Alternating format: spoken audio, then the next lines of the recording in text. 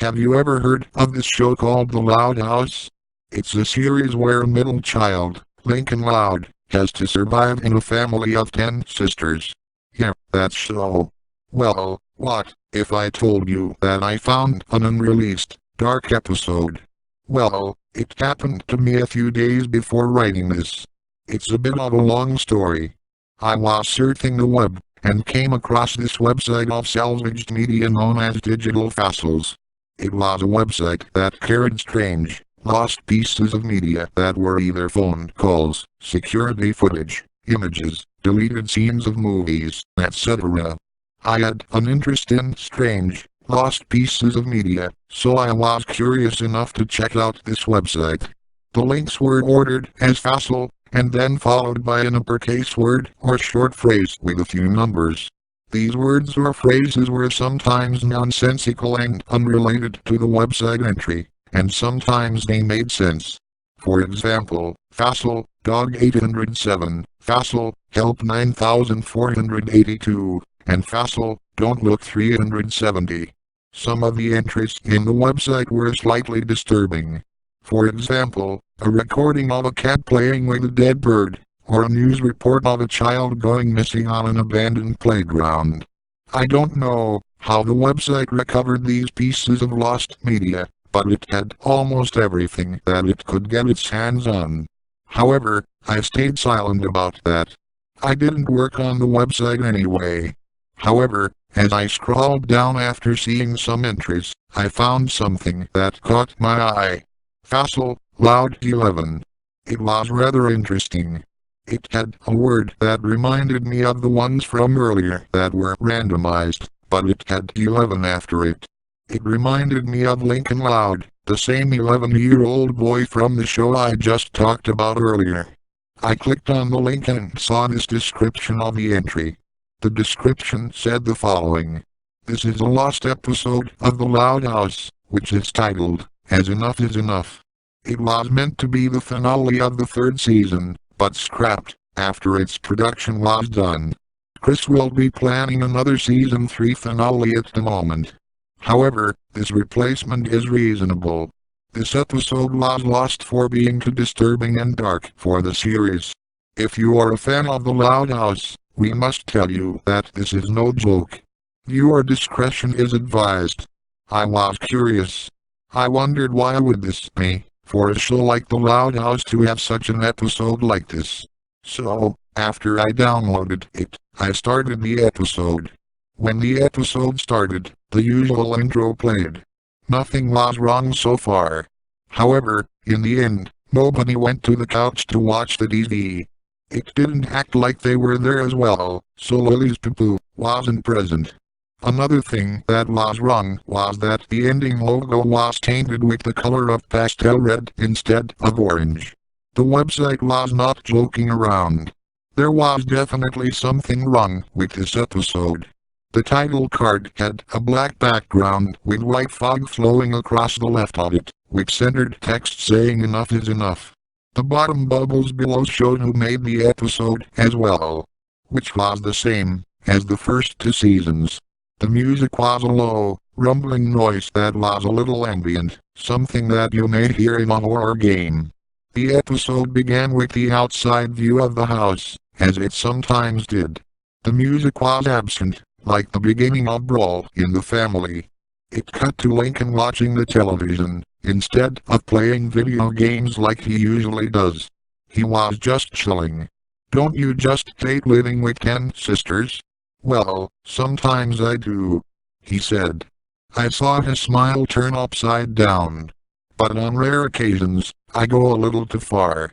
I wish that they would just leave me alone, but I can't hurt them. They are my siblings. I want to love them, but the things they do are like a setback for me. Lincoln here sounded a little more serious than normal. Hey Barrow, Luan said, as she appeared next to Lincoln in the next shot. What did Platypus say before leaving the bar? Put it on my bill. Lincoln frowned, as she laughed. Yes, Luan, pretty fun. Do you want to smell my flower?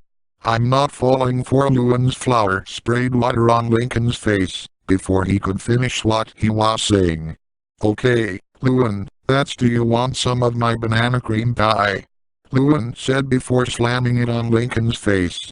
I wondered why the description said that this episode was too dark.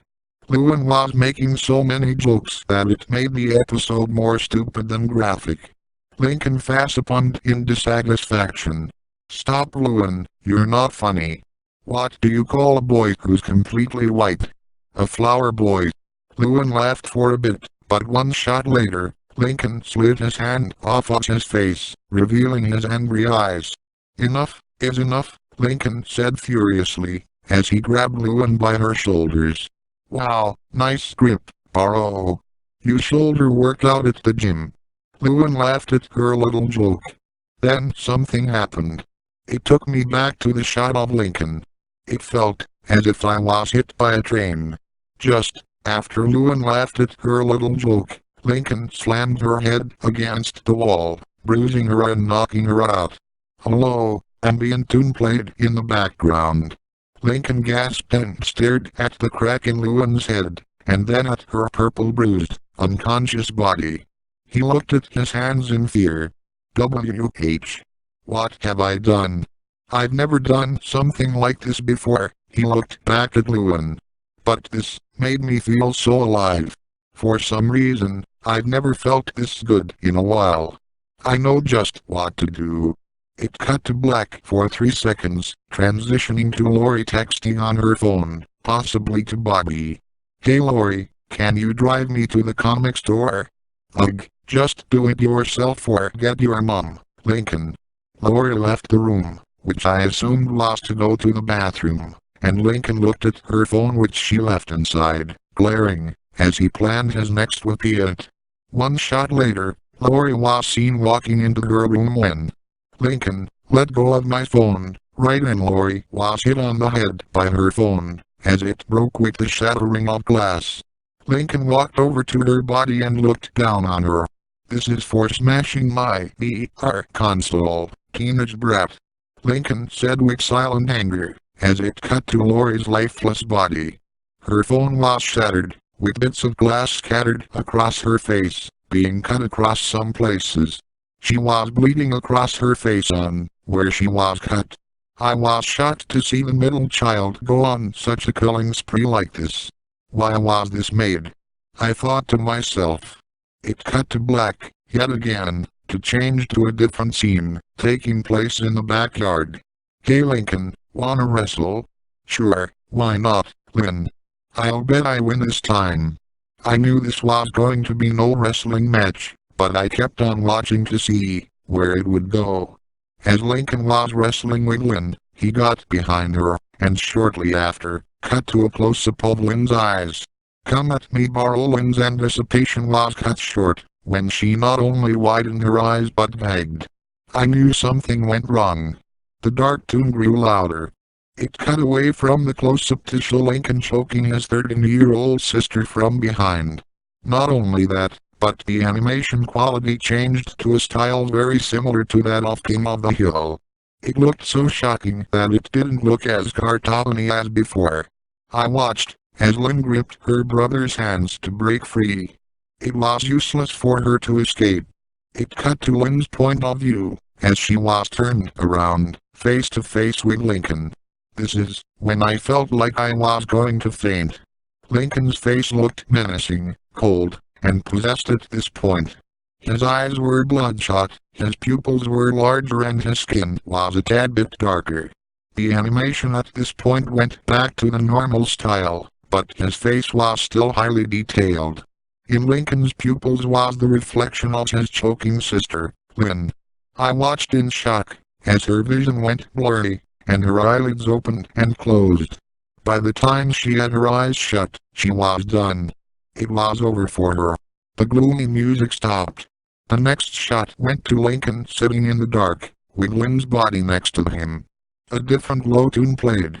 Lincoln looked at his sibling's body with a pleasured look on his face. After 30 seconds, he spoke. Sleep tight, Lynn. You're free. I got chills, as he said those words. Lincoln had snapped, and he was no longer the man with a plan. He was now a corrupt soul. I wonder who's next for the axe, he wondered to himself, as he looked up. With a planning smile, thoughts came to him. The video suddenly turned black and white.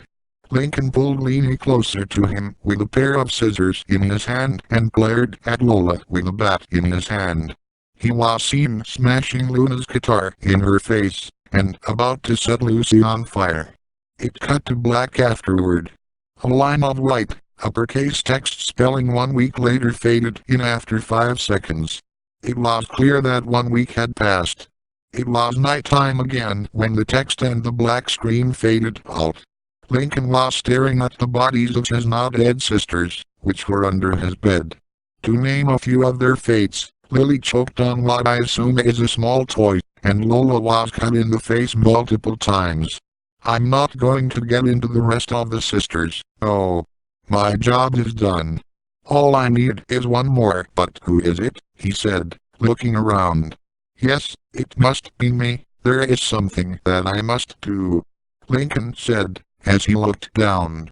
As it cut to black for 10 seconds, Lincoln was now seen hanging from the ceiling, his back turned against the camera. I felt bewildered. All of the Loud siblings were dead, all because Lincoln had snapped. And it all built up to this moment. Lincoln had to kill himself in order to join his sisters. Well, not all of her sisters. Just after a silent 12 seconds, Luan slowly got out of Lincoln's bed and panted heavily. It was a relief that she didn't die. Like I said way earlier, she was knocked out, not dead. Her wounds were still present. She was a bit pale, and a bit more blood had dripped down her face, but not entirely. She looked at Lincoln and back at her sisters, which were now lifeless corpses. This is no joke, Luan said softly, as she witnessed her first mass murder. She stood for a moment before limping outside, possibly to tell the parents what happened. Afterward, the camera panned slowly to Lincoln's hanging body.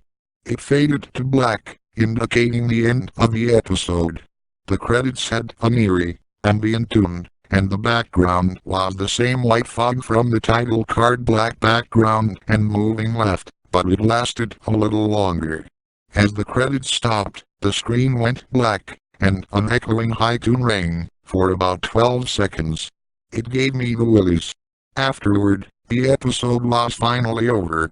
Questions still rang through my head. Why was this made?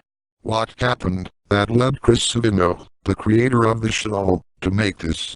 This episode had to have something to it. I just knew it had to. I tried doing some research in this certain episode, but nothing was found in this specific episode. I went to bed after spending 25 minutes of useless research, because no other website had anything on the episode. I still had some nightmares of that episode. Lincoln, standing there with his cold, angry, bloodshot eyes, and overly detailed face. He did nothing. He just watched me, as I slept. I always turned in my lights after those nightmares happened.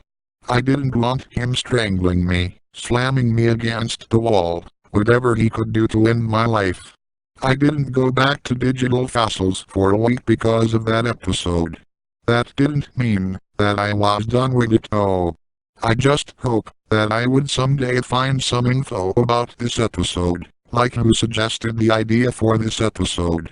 However, here was the real question.